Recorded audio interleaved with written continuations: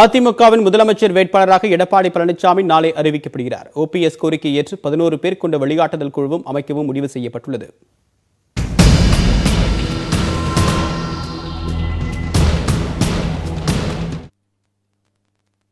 சட்டமன்ற தேர்தல் நெருங்கும் நிலையில் அதிமுகவில் முதலமைச்சர் வேட்பாளர் யார் என்பதில் முதலமைச்சர் எடப்பாடி பழனிசாமி மற்றும் துணை முதலமைச்சர் ஓ பன்னீர்செல்வம் இடையே கருத்து வேறுபாடு ஏற்பட்டுள்ளது. முதலமைச்சர் வேட்பாளரை அறிவிக்கும் முன்னதாக பொதுக்குழுவில் நிறைவேற்றப்பட்ட தீர்மானத்தின்படி 11 பேர் கொண்ட வழிகாட்டுதல் குழுவை அமைக்க வேண்டும் என்று துணை முதலமைச்சர் ஓ பன்னீர்செல்வம் வலியுறுத்தி வருகிறார். இதுகுறித்து எடப்பாடி பழனிசாமி மூத்த அமைச்சர்களுடன் நடத்திய ஆலோசனைக் கூட்டத்தில் உடன்பாடு எட்டப்பட்டதாக கூறப்படுகிறது. இந்நிலையில் சென்னை பசுமை வழிச்சாலையில் உள்ள இல்லத்தில் ஓபிஎஸ்ஐ அமைச்சர்கள் தங்கமணி, வேலுமணி, ஆர்பி உதயகுமார், ஜெயக்குமார் ஆகியோர் சந்தித்தனர். வைத்தியலிங்கம், நத்தம் விஸ்வநாதன், மனோஜ் பாண்டியன், அக்ரி கிருஷ்ணமூர்த்தி உள்ளிட்டோரும் ஓபிஎஸ்ஐ சந்தித்து சுமார் 2.5 மணி நேரம் ஆலோசனை மேற்கொண்டனர். பிறகு முதலமைச்சரையும் அவருடைய இல்லத்தில் சந்தித்து ஆலோசனை நடத்தினர். முன்னதாக வருவாய்த்துறை அமைச்சர் ஆர்பி உதயகுமார் முதலமைச்சரை சந்தித்து ஆலோசனை நடத்தினார். தொடர்ந்து அரசு கொறடா ராஜேந்திரன், முன்னாள் அமைச்சர் வளர்மதி ஆகியோர் முதலமைச்சர் எடப்பாடி பழனிசாமியை அவருடைய இல்லத்தில் சந்தித்தனர். இதனிடையே அதிமுக அவைத்தலைவர் பொறுப்பில் இருந்து மதுசூதனன் நீக்கப்படலாம் என்ற தகவல் வெளியான நிலையில் அதனை மதுசூதனன் மறுத்தார். தொடர்ந்து மாலையிலும் துணை முதலமைச்சர் ஓ பன்னீர்செல்வத்தை மூத்த அமைச்சர்கள் சந்தித்து பேசினர். அப்போது 11 பேர் கொண்ட வழிகாட்டுதல் குழுவில் யார் யார் இடம்பெறுகிறார்கள் என்பது பற்றி ஆலோசிக்கப்பட்டதாக கூறப்படுகிறது. இந்நிலையில் இறுதியாக அதிமுகவின் முதலமைச்சர் வேட்பாளராக எடப்பாடி பழனிசாமி புதன்கிழமை அறிவிக்கப்பட உள்ளதாக தகவல் வெளியாகியுள்ளது. புதன்கிழமை அன்று அதிமுக தலைமை அலுவலகத்தில் நடைபெறும் கூட்டத்திற்கு பிறகு இது குறித்த அறிவிப்பு வெளியாக உள்ளது. இதேபோல் அதிமுகவில் ஓபிஎஸ், இபிஎஸ் என்ற இரட்டை தலைமையும் தொடர்ந்து நடைமுறையில் இருக்கும் என்றும் கூறப்படுகிறது. அதோடு 11 பேர் கொண்ட வழிகாட்டுதல் குழு மற்றும் தேர்தலை ஒட்டி பிரச்சார குழு, விளம்பர குழு உள்ளிட்ட குழுக்களையும் அமைக்க கட்சி தலைமை முடிவு செய்துள்ளது. இதன் மூலமாக கடந்த 2 மாதங்களாக நீடித்து வந்த அதிமுக முதல்வர் வேட்பாளர் சர்ச்சை முடிவுக்கு வந்துள்ளது.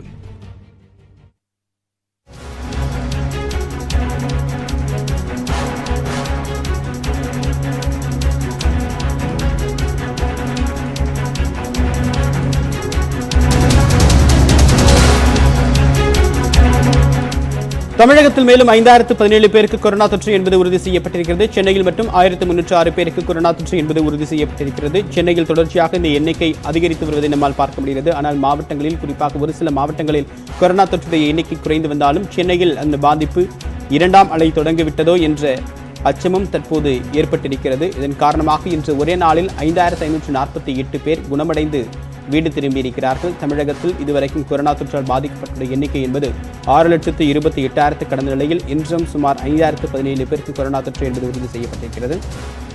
சாரதா, இது தொடர்பான கூடுதல் தகவலுடன் நம்முடைய தகவல்களை பகிர்ந்து கொள்வதற்காக நம்முடைய சிறப்பு செய்தியாளர் சாரதா இணைகிறார். சாரதா, தற்போது சுகாதாரத்துறை அறிவிப்பில் வந்திருக்கக்கூடிய முக்கிய விவரங்கள் என்னென்ன? ஒட்டுமொத்த எண்ணிக்கை குறைந்திருந்தாலும் கூட சென்னையில் இந்த எண்ணிக்கை அதிகரிச்சிட்டு இருக்கு. ஆனால் பிற மாவட்டங்களில் எந்தெந்த மாவட்டங்களில் அந்த எண்ணிக்கை குறைய தொடங்கியிருக்கு? ஆமாம், கண்டிப்பாக மாநிலத்தினுடைய ஒட்டுமொத்த புதிய தொற்றாளர்களுடைய எண்ணிக்கையை பார்க்கும் பொழுது கடந்த சில வாரங்களாக இருந்து வந்த நிலையை ஒப்பிடும் பொழுது கண்டிப்பாக கணிசமான அளவில் இந்த எண்ணிக்கை குறைந்திருக்கிறது என்று கூறலாம். இன்று 5000க்கும் சற்று மேற்பட்டவர்களுக்கு மட்டுமே நீங்கள் குறிப்பிட்டது போல புதிய தொற்று கண்டறியப்பட்டிருக்கிறது. ஆனால் சென்னையில் 1300க்கும் மேலாக தான் புதிய தொற்றாளர்களுடைய எண்ணிக்கை இருந்து வருகிறது. கடந்த சில தினங்களாகவே சென்னையில் பாதிப்புகள் அதிகமாக இருக்கின்றன என்பதை நாம் பார்க்க முடிகிறது. அந்த வகையில் தான் இன்றைய சுகாதாரத்துறை எண்ணிக்கையும் கூட வெளியிடப்பட்டிருக்கிறது. சென்னையை தவிர்த்து பாதிப்பு அதிகமாக இருக்கக்கூடிய மற்றொரு மாவட்டம் என்பது கோயம்புத்தூராக இருந்து வருகிறது. தொடர்ந்து கோயம்புத்தூர் மாவட்டத்தில் 500க்கும் மேலாக அல்லது கிட்டத்தட்ட 600 பேருக்கு தொற்று உறுதி செய்யப்பட்டு வந்த நிலையில் இன்று 434 என்ற அளவில் இருக்கிறது. கடந்த சில நாட்களை ஒப்பிடும் பொழுது அந்த மாவட்டத்தில் இன்று பாதிப்பு சற்று குறைந்திருக்கிறது என்று கூறலாம். ஆனாலும் மற்ற மாவட்டங்களை ஒப்பிடும் பொழுது சென்னைக்கு அடுத்தபடியாக இருக்கக்கூடிய பாதிப்பு அதிகமாக இருக்கக்கூடிய மாவட்டமாக கோவை இருந்து வருகிறது. இன்று சுகாதாரத்துறை அமைச்சர் நியூஸ் 18க்கு கொடுத்த பேட்டியிலும் கூட கோவை மற்றும் திருப்பூர் மாவட்டங்களில் பாதிப்பு அதிகமாக இருந்து வருகிறது. ஆனால் கடந்த 2 தினங்களாக கோவை மாவட்டத்தில் பாதிப்பு சற்று குறைந்திருக்கிறது. ஒரு 100 தொற்றாளர்களுடைய எண்ணிக்கை என்பது குறைந்திருக்கிறது என்று கூறியிருந்தார். அதே போல்தான் இன்றைய எண்ணிக்கையும் கூட அதனை வெளிப்படுத்துகிறது. 434 பேருக்கு தொற்று உறுதி செய்யப்பட்டிருக்கிறது. இதற்கு அடுத்தபடியாக பார்த்தால் சேலம் மாவட்டத்தில் பாதிப்பு அதிகமாக இருந்து வந்தது.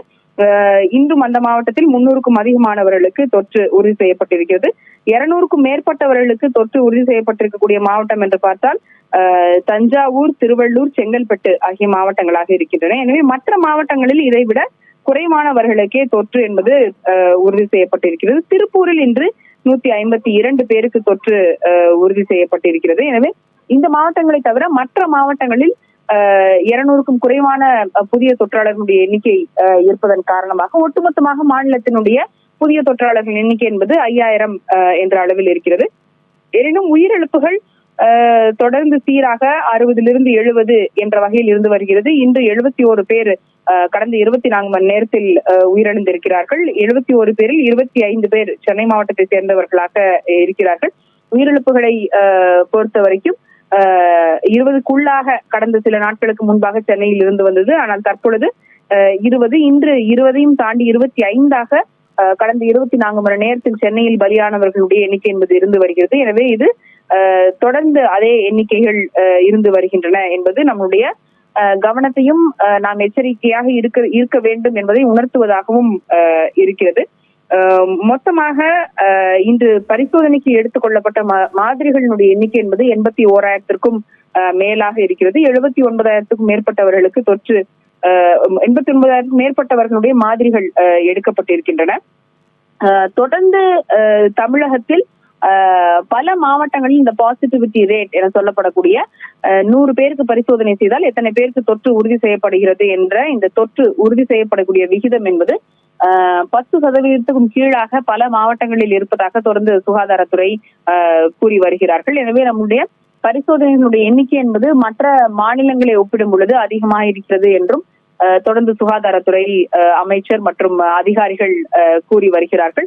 இன்னும் வரக்கூடிய வாரங்களில் பாதிப்பு எவ்வளவு இருக்கும் என்பது குறித்த கணிப்பு குறைந்து விட்டது என்றும் நம்மால் உறுதியாக கூற முடியாது, அல்லது நாம் இந்த ஆபத்து கட்டத்தை தாண்டி விட்டோம் என்றெல்லாம் அறுதியிட்டு நாம் கூற முடியாது என்ற தகவலையும் சுகாதாரத்துறை அமைச்சர் இன்று நம்மிடையே பகிர்ந்து கொண்டிருந்தார். எனவே வரக்கூடிய நாட்களில் மிக கவனமாக இருக்க வேண்டும் என்பதும், தடுப்பூசி தயாரிப்பு என்பது ஒரு புறம் நடைபெற்றுக் கொண்டிருந்தாலும் முகக்கவசம் அணிவது மட்டுமே நம்முடைய உயிரை காக்கக்கூடிய கவசமாக இருக்க போகிறது. பண்டிகை காலம் வரப்போகிறது. அதற்காக மக்கள் வெளியே வர தொடங்கலாம். அப்படி வரும் பொழுதும் கூட அவர்கள் கண்டிப்பாக முகக்கவசம் மற்றும் சமூக இடைவெளியை கடைபிடிப்பது என்பது மிக அவசியம் என்றும், நாடு முழுவதும் கொரோனாவினுடைய பாதிப்பு. அடுத்ததாக நுரையீரல் தொற்று மருத்துவர் டாக்டர் அனந்த சுப்பிரமணியன் நம்முடைய இணைகிறாருடன் பேசலாம். சார் வணக்கம். கிட்டத்தட்ட 80,000 அளவுக்கு பரிசோதனை எண்ணிக்கை அப்படின்றது அதிகரிச்சிருக்கு. ஆனால் இருந்தாலும் தொற்றுடைய எண்ணிக்கை பரவல் தமிழகம் முழுவதுமாக 5,017. ஆனால் சென்னையில் கிட்டத்தட்ட 1,300 தொற்று எண்ணிக்கை அப்படின்றது பதிவாகியிருக்கு. உயிரிழப்பும் ஒட்டுமொத்தமாக 10,000 நெருங்கிட்டு இருக்கோம். 80,000 பரிசோதனை பண்ணாலும் ஏன் 5,000க்குள்ள அந்த ஒரு லிமிட் அப்படின்றது மெயின்டைன் ஆகுது? நிறைய பரிசோதனை உபகரணங்கள் அங்கங்கே வீசிட்டு போகிற செய்தியும் கடந்த சில நாட்களாக பார்க்க முடியுது. இதெல்லாம் உங்களை மருத்துவராக நீங்கள் இதை எப்படி பார்க்குறீங்க?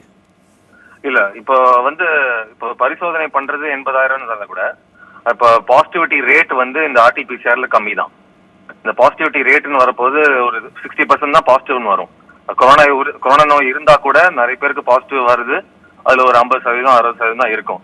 இது பாக்கி இதெல்லாம் பிசிஆர் நெகட்டிவா கூட இருக்கும். பட் ஆனா நோய் தொற்று இருக்கலாம் அவங்களுக்கு. ஸோ இப்போ அவங்களுக்குலாம் அவங்க கணக்கெல்லாம் நம்ம சேர்க்கறது இல்லை கண்டிப்பா. ஸோ அது ஒரு அதனாலே எண்ணிக்கை குறைவா கூட காமிக்கலாம். இல்ல இப்ப ஏன் கேசஸ் அதிகமாகுதுன்னா கண்டிப்பா நம்ம சேஃப்டி ஸ்டாண்டர்ட் மெஷர்ஸ் எல்லாம் எடுக்கிறது இல்ல. அதனாலதான் கண்டிப்பா இன்க்ரீஸ் ஆயிட்டே இருக்கு நம்பர்ஸ்லாம். ஸ்டாண்டர்ட் மெஷர்ஸ் நம்ம இப்போதைக்கு நம்ம கையில இருக்கிறது வெறும் மாஸ்க், நம்ம ஹேண்ட் ஹைஜீன் இந்த மாதிரி தான் யூஸ் பண்ணிருக்கோம். ஸோ இதை வச்சு நம்ம எப்படி தொற்று கம்மி பண்ண முடியுமோ அதான் நம்ம அடுத்து பார்க்கணும். இப்ப உயிரிழப்பு சத்தமே இல்லாம கிட்டத்தட்ட 10,000 நெருங்கி இருக்கு. கிட்ட 9,800க்கு மேல கடந்திருக்கும் உயிரிழப்பு. வரக்கூடிய நாட்கள்ல உயிரிழப்பு தடுப்பதற்கும் நிறைய வழிமுறைகளை அரசு கையாண்டாலும் கூட அந்த உயிரிழப்பு சராசரியா 50, 60, 100 அப்படின்ற அளவுக்கு பதிவாயிட்டு இருக்கு. இது வரக்கூடிய நாட்களில் குறைவதற்கான வாய்ப்பு இருக்கா டாக்டர்? உயிரிழப்பு ஏன் எவ்வளவு நம்பர்ஸ் அதிகமாகுதுன்னா எல்லாருமே லேட்டா வராங்க மெடிக்கல் அட்டென்ஷன் சீக் பண்றதுக்கு. எல்லாருமே இது சாதாரண ஜுரம் தான் நினைச்சிட்டு வீட்டிலே இருந்துக்கிறாங்க. எல்லாம் மூச்சு திணறல் ஒரு 5-6 நாள், எனக்கு எப்ப கேட்டாலும் எனக்கு 5-6 நாள் மூச்சு திணறல் இருந்தது. 5-6 நாள் கழிச்சு தான் வராங்க.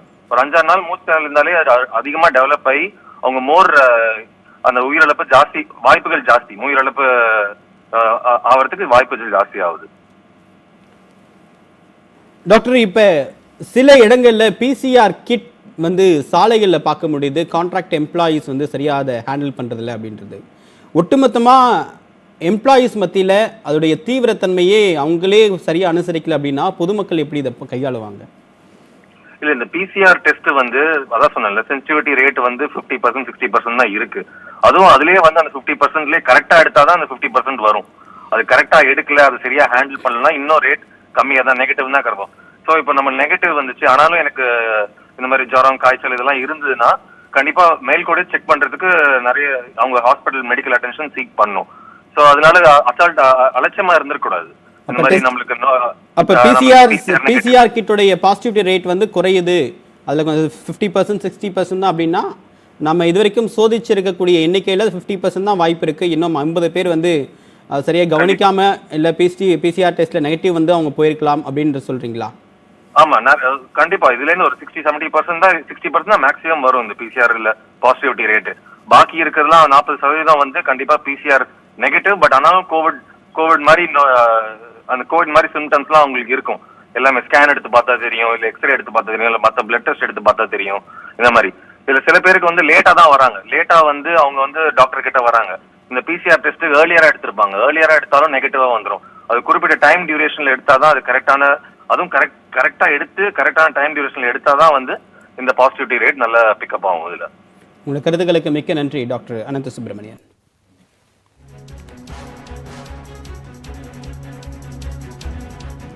விவசாய சட்டங்களால் நன்மை மட்டுமே இருப்பதாக மத்திய நிதியமைச்சர் நிர்மலா சீதாராமன் தெரிவித்துள்ளார். மாநிலங்களுக்கு இடையேயான விற்பனை விதிமுறைகளில் மட்டுமே மத்திய அரசு மாற்றங்கள் கொண்டு வந்திருப்பதாகவும் அவர் கூறியுள்ளார்.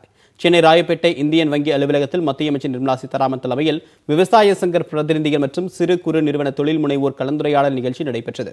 இதில் பங்கேற்ற பிறகு செய்தியாளர்களை சந்தித்த நிர்மலா சீதாராமன் மத்திய அரசு கொண்டு வந்துள்ள விவசாய சட்டங்களை காங்கிரஸ் உள்ளிட்ட எதிர்க்கட்சிகள் திட்டமிட்டு எதிர்ப்பதாக குற்றம் சாட்டினார். தொடர்ந்து பேசிய அவர் விவசாய பொருட்கள் வீணாவதை தடுக்கவும் தான் விளைவித்த பொருட்களுக்கு லாபம் பெறும் வகையில் விவசாயிகளுக்கு வருமானம் ஈட்ட புதிய சட்டங்கள் வழிவகுத்திருப்பதாகவும் தெரிவித்தார். விவசாயங்கிறது ஸ்டேட் லிஸ்ட்ல இருக்கு, அதையும் ஒத்துக்கிறேன். ஆனா ஒரு மாநிலத்திலிருந்து இன்னொரு மாநிலத்தில் அவங்களுடைய பொருளை விற்கணும்னா இல்ல அங்கிருந்து ஒரு பொருளை வாங்கணும்னா மாநிலங்களுக்கு இடையேயான விவசாயம் மத்திய அரசின் சட்டத்துல தான் வருது, அந்த லிஸ்ட்ல தான் வருது. மத்திய அரசோட லிஸ்ட், மாநிலங்களுடைய லிஸ்ட், இது ரெண்டுத்தையும் சேர்த்து போட்டு ஒண்ணுன்னு இது ரெண்டுத்தையும் இல்லாததை மூணாவதுல கன்கரண்ட் லிஸ்ட், அதாவது மத்திய அரசுக்கும் மாநில அரசும் கூடு சேர்ந்து பண்றது. மத்திய அரசின் லிஸ்ட்ல இருக்கக்கூடிய விஷயம் மாநிலங்களுக்கு இடையே விவசாய பொருள்களை வாங்குதல் விற்பனை செய்தல், இது மத்திய அரசோட லிஸ்ட்ல தான் இருக்கு. அடுத்ததாக விரைவு செய்திகளை பார்க்கலாம். திரையரங்குகளை திறக்கும் போது பின்பற்றப்பட வேண்டிய வழிகாட்டு நெறிமுறைகளை மத்திய அரசு வெளியிட்டுள்ளது. திரையரங்குகளில் 50% பார்வையாளர்களை அனுமதிக்கலாம் என்றும் பார்வையாளர்களிடையே ஒரு இருக்கை காலியாக இருக்க வேண்டும் என்றும் அறிவுறுத்தப்பட்டுள்ளது. கிருமி நாசினி தெளித்து வெப்பநிலை பரிசோதனை செய்து பார்வையாளர்களை அனுமதிப்பதோடு அவர்கள் மாஸ்க் அணிவதை உறுதி செய்ய வேண்டும் என்றும் கொரோனா அறிகுறிகள் இருப்பவர்களை திரையரங்கிற்குள் அனுமதிக்க கூடாது என்று மத்திய அரசு கூறியுள்ளது. இது தொடர்பாக மருத்துவக் குழுவுடன் ஆலோசித்து முதலமைச்சர் எடப்பாடி பழனிசாமி அறிவிப்பார் என அமைச்சர் கடம்பூர் ராஜு கூறியுள்ளார். 3 மணி நேரம் ஒரே அரங்குக்குள் இருக்க வேண்டிய நிலை இருக்கின்றது. இதையெல்லாம் கருத்தில் கொண்டு மத்திய அரசு என்ன வழிகாட்டு சொல்லியிருக்கின்றதோ அது மட்டும் இல்லாமல் நம்ம மத்திய சுகாதார குழு, பிறகு நாம் அமைக்கப்பட்ட சுகாதார குழு, இதெல்லாம் முதல்வருக்கு அறிக்கை தந்திருக்கின்றார்கள். நேற்றைய தினம் கூட முதலமைச்சரிடம் கலந்து பேசினேன். அதெல்லாம் வைத்து ஆலோசித்து விரைவில் நல்ல முடிவு சொல்வதாக மாண்புமிகு முதலமைச்சர் சொல்லியிருக்கின்றார்கள். திரையரங்குகளை திறப்பதை கொரோனா தொற்றால் பாதிக்கப்பட்டவர்களின் வீடுகளில் எந்த விதிகளின் அடிப்படையில் தகரம் அடைக்கப்படுகிறது என சென்னை மாநகராட்சிக்கு உயர்நீதிமன்றம் கேள்வி எழுப்பியுள்ளது. சென்னையைச் சேர்ந்த வழக்கறிஞர் பிரியங்கா உயர்நீதிமன்றத்தில் தாக்கல் செய்த மனுவில் தமது கணவருக்கு அறிகுறியே இல்லாமல் கொரோனா தொற்று ஏற்பட்ட நிலையில் அவரை வலுக்கட்டாயமாக சிகிச்சை மையத்துக்கு மாநகராட்சி அதிகாரிகள் அழைத்து சென்றதாக குற்றம் சாட்டினார். பின்னர் வீட்டை தகரத்தை வைத்து அடைத்ததாக மனுவில் அவர் குறிப்பிட்டிருந்தார். இந்த மனு நீதிபதிகள் சத்யநாராயணன் மற்றும் ஹேமலதா அடங்கிய அமர்வு முன் விசாரணைக்கு வந்தது. அப்போது பாதிக்கப்பட்டவர்களின் வீட்டில் எந்த அடிப்படையில் தகரம் அடைக்கப்படுகிறது என கேள்வி எழுப்பினர். இம்மனு தொடர்பாக 2 வாரங்களில் பதிலளிக்க தமிழக அரசு மற்றும் சென்னை மாநகராட்சிக்கு நீதிபதிகள் உத்தரவிட்டனர். சேலம், கிருஷ்ணகிரி உள்ளிட்ட 5 மாவட்டங்களில் அடுத்த 48 மணி நேரத்தில் இடியுடன் கூடிய கனமழைக்கு வாய்ப்புள்ளதாக சென்னை வானிலை ஆய்வு மையம் தெரிவித்துள்ளது. அந்தமான் கடலோர பகுதிகளில் வரும் 9ஆம் தேதி புதிய காற்றழுத்த தாழ்வு பகுதி உருவாகக்கூடும் என்று கூறியுள்ள வானிலை ஆய்வு மையம், வெப்பச்சலனம் காரணமாக அடுத்த 24 மணி நேரத்திற்கு சேலம், நீலகிரி, கோயம்புத்தூர், கிருஷ்ணகிரி, தருமபுரி, மதுரை, புதுக்கோட்டை, விருதுநகர் மாவட்டங்களில் ஓரிரு இடங்களில் இடியுடன் கூடிய மழை பெய்யும் என கூறியுள்ளது. வளிமண்டல கீழடுக்கு சுழற்சி மற்றும் வெப்பச்சலனம் காரணமாக சேலம், கிருஷ்ணகிரி உள்ளிட்ட 21 மாவட்டங்களில் ஒரு சில இடங்களில் இடியுடன் கூடிய மழை பெய்யக்கூடும் என்றும் கணிக்கப்பட்டுள்ளது. சென்னை மற்றும் புறநகர் பகுதிகளில் அடுத்த 48 மணி நேரத்திற்கு வானம் மேகமூட்டத்துடன் காணப்படும் என்று கூறப்பட்டுள்ளது. 9ஆம் தேதி காற்றழுத்தம் உருவாக வாய்ப்புள்ளதால் ஆழ்கடல் பகுதியில் இருக்கும் மீனவர்கள் 8ஆம் தேதிக்குள் கரை திரும்புமாறு அறிவுறுத்தப்பட்டுள்ளது. ஆன்லைன் மூலமாக அரிசி வியாபாரியிடம் சுமார் 10 லட்சம் ரூபாய் மோசடி செய்த ஆன்லைன் அஷ்ரப் என்பவரை போலீசார் கைது செய்தனர். 2018ஆம் ஆண்டு திருச்சியை சேர்ந்த அரிசி வியாபாரி முகமது தமிமுன் அன்சாரியிடம் கோவையை சேர்ந்த அஷ்ரப் மற்றும் சலீம் ஆகியோர் தங்களுடைய அரிசி மண்டிக்கு 21 டன் அரிசி ஆர்டர் கொடுத்துள்ளனர். இதை நம்பி முன்பணம் பெறாமல் 9,97,000 ரூபாய் மதிப்புள்ள 21 டன் அரிசியை தமிமுன் அன்சாரி கோவைக்கு அனுப்பி வைத்துள்ளார். 2 ஆண்டுகள் கடந்த பின்பும் அரிசி லோடுக்கான பணம் வழங்கப்படாததால் அஷ்ரப்பை நேரில் சந்தித்து முகமது தமிமுன் அன்சாரி பணம் கேட்டுள்ளார். அப்போது பணம் கொடுக்காமல் அஷ்ரப் கொலை மிரட்டல் விடுத்ததாக கூறப்படுகிறது. இது தொடர்பாக தமிமுன் அன்சாரி போத்தனூர் காவல் நிலையத்தில் அளித்த புகாரின் அடிப்படையில் அஷ்ரப்பை கைது செய்த போலீசார் அவரிடம் விசாரணை மேற்கொண்டு வருகின்றனர். ஆன்லைன் வாயிலாக பலரிடம் மோசடியில் ஈடுபட்டு வந்ததால் ஆன்லைன் அஷ்ரப் என்று அழைக்கப்படுவது போலீசாரின் விசாரணையில் தெரியவந்துள்ளது. ஏற்காடு மலைப்பகுதியில் பெய்யும் கனமழை காரணமாக தருமபுரி மாவட்டத்தில் உள்ள வாணியாறு அணைக்கு நீர்வரத்து அதிகரித்துள்ளது. சேலம் மாவட்டம் சேர்வராயன் மலைத்தொடரில் அமைந்துள்ள ஏற்காடு மலைப்பகுதியில் கடந்த 1 மாதமாக விட்டு மழை பெய்து வருகிறது. கடந்த 2 நாட்களாக பெய்து வரக்கூடிய கனமழையால் மலையடிவார பகுதியான தருமபுரி மாவட்டம் பாப்பிரெட்டிப்பட்டி அருகே உள்ள வாணியாறு அணைக்கு நீர்வரத்து தொடர்ந்து அதிகரித்துக் கொண்டிருக்கிறது. 65.27 அடி கொண்ட அணையின் தற்போதைய நீர்மட்டம் 53 அடியாக உயர்ந்துள்ளது. மலேசியாவில் தனது உரிமையாளரின் கல்லறைக்கு 2 ஆண்டுகளாக சென்று வரும் பூனை காண்போரை நிகழ வைக்கிறது. கெலண்டன் பகுதியில் வசித்து வந்த ஓய்வு பெற்ற ஆசிரியரான அப்துல் அஜீஸ் இஸ்மாயில் 2 ஆண்டுகளுக்கு முன் உயிரிழந்தார். அப்துல் வளர்த்து வந்த செல்ல பிராணியான பூனை அன்று முதல் இன்று வரை தினமும் அவரது கல்லறைக்கு சென்று வருகிறது. காலை உணவுக்கு பின் அப்துல்லின் கல்லறைக்கு சென்று வணங்குவது அவரின் குடும்பத்தினரின் வழக்கம். அப்போது அவர்களை பின்தொடர்ந்து சென்று வந்த பூனை கடந்த 2 வருடங்களாக தன் அன்றாட வேலையாக உரிமையாளரின் கல்லறைக்கு செல்கிறது. நன்றி மறவாத அந்த செல்லப்பிராணி கல்லறையின் மேல் சற்று நேரம் படுத்திருந்து விட்டு வீடு திரும்புகிறது.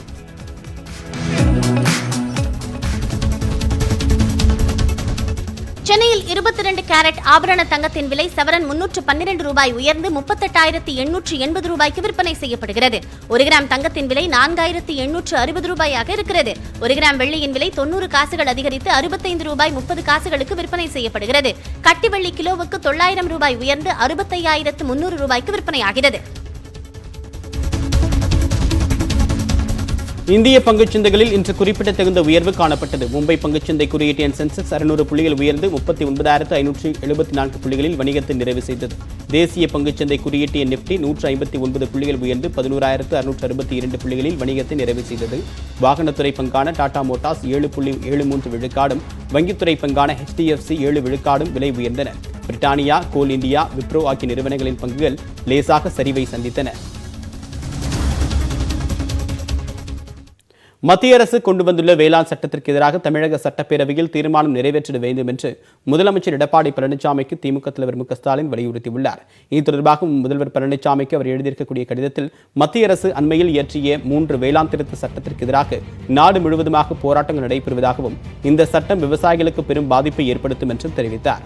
அரசியலமைப்பு சட்டத்தின் 7வது அட்டவணையின்படி வேளாண் தொடர்பான சட்டங்களை நிறைவேற்றும் முழு அதிகாரம் மாநில அரசுக்கு மட்டும்தான் உள்ளது என்றும் இந்த அதிகாரத்திற்குள்ளாக மத்திய அரசு நுழைந்து சட்டம் இயற்றுவதை பார்த்து நாம் வெறுமென்று வேடிக்கை பார்க்கக்கூடாது என்றும் அவர் குறிப்பிட்டுள்ளார். எனவே விவசாயிகளுக்கு கடுமையான பாதிப்பினை ஏற்படுத்தும் இந்த சட்டத்திற்கு எதிராக தமிழக சட்டப்பேரவையை கூட்டி தீர்மானம் நிறைவேற்ற வேண்டும் என்று மு க ஸ்டாலின் கேட்டுக் கொண்டுள்ளார். மேலும் இந்த சட்டத்திற்கு எதிராக தமிழக அரசு உச்சநீதிமன்றத்தில் வழக்கு தொடர வேண்டும் என்றும் அவர் வலியுறுத்தியுள்ளார்.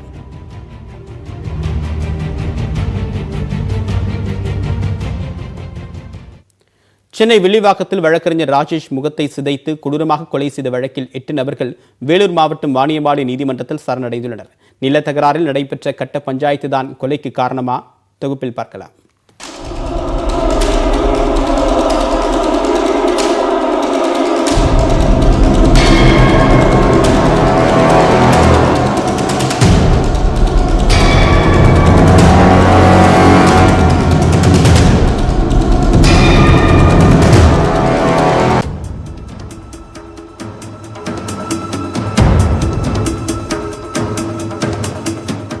வழக்கறிஞர் ராஜேஷ் படுகொலை வழக்கில் நீதிமன்றத்தில் 8 பேர் சரணடைந்துள்ளனர். சரணடைந்தவர்கள் யார்? அவர்களின் பின்னணி என்ன? சென்னை வில்லிவாக்கத்தை சேர்ந்தவர் வழக்கறிஞர் ராஜேஷ். இவர் பிரபல ரவுடி சோமுவின் அக்கா மகன். இவரது மனைவி ரம்யா மக்கள் ஆளும் அரசியல் என்ற கட்சியை நடத்தி வருகிறார். அதன் அரசியல் ஆலோசகராக கிழமை இரவு தனது பிறந்த நாளையொட்டி வியாசர்பாடி PV காலனியில் கால்பந்தாட்ட நிகழ்ச்சிக்கு ஏற்பாடு செய்திருந்தார் ராஜேஷ். அதில் பங்கேற்று குழுக்களுக்கு பரிசுகள் வழங்கிவிட்டு இரவு 10 மணி அளவில் தனது காரில் அதே பகுதியில் உள்ள மருத்துவமனை அருகே சென்றுள்ளார். உரிமம் பெற்ற துப்பாக்கி வைத்திருந்த ராஜேஷ் அதை காரில் வைத்துவிட்டு கீழிறங்கி வந்து நாற்காலியில் அமர்ந்தபடி நண்பர் கோகுலுடன் பேசிக் கொண்டிருந்தார். அப்போது அங்கு வந்த மர்ம கும்பல் அவரை நாற்காலியில் வைத்தே அரிவாளால் சரமாரியாக வெட்டியுள்ளது. அதிலும் அவரது முகத்தை அடையாளம் தெரியாதபடி சிதைத்து படுகொலை செய்துவிட்டு தப்பியோடியது. அவரது அலறல் சத்தம் கேட்டு அக்கம் பக்கத்தினர் வந்து பார்த்தபோது நாற்காலியில் இரத்த வெள்ளத்தில் சரிந்த நிலையில் சடலமாக கிடந்தார் ராஜேஷ். CCTV காட்சியில் 7 பேர் கொண்ட கும்பல் தலைக்கவசம் முகக்கவசம் அணிந்து வந்து 3 இருசக்கர வாகனங்களில் அருகில் வந்து இறங்கி சாதாரணமாக நடந்து வந்து வழக்கறிஞர் ராஜேஷ் தலையை சிதைத்து கொலை செய்தது தெரிய வந்துள்ளது. முதல் வெட்டிலேயே உயிர் பிரிந்தாலும் 18 வெட்டுகள் தொடர்ந்து வெட்டியிருப்பதாக மருத்துவமனை அறிக்கை தகவல் வெளியாகியுள்ளது. வழக்கறிஞர் ராஜேஷ் மீது 2 கொலை வழக்குகள், கட்ட பஞ்சாயத்து உள்ளிட்ட வழக்குகள் நிலுவையில் உள்ளன.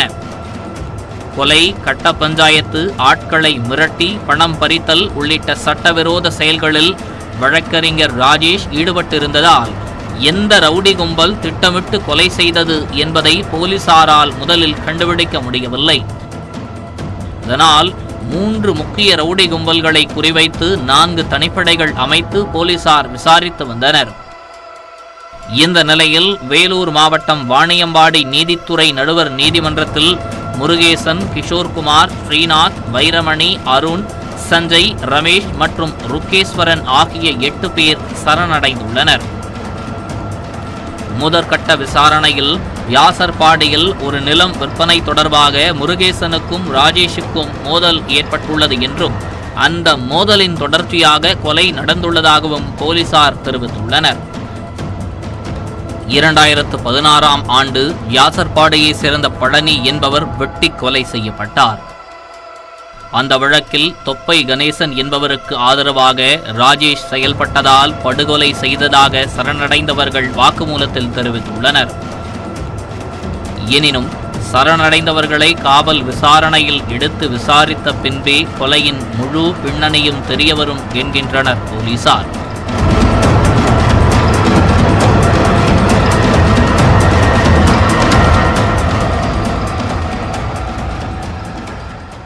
பீகார் சட்டப்பேரவை தேர்தலில் ஐக்கிய ஜனதா தளம் பாஜக இடையிலான தொகுதி பங்கீடு விவரம் அதிகாரப்பூர்வமாக அறிவிக்கப்பட்டுள்ளது.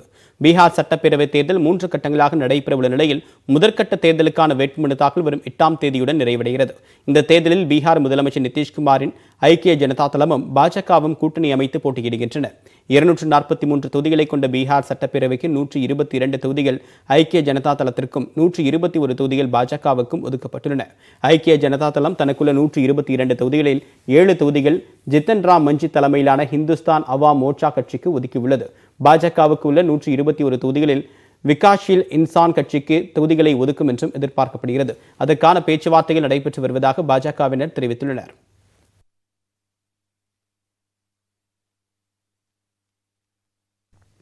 அடுத்ததாக IPL தொடர்பான செய்திகளை பார்க்கலாம். Corona IPL 2000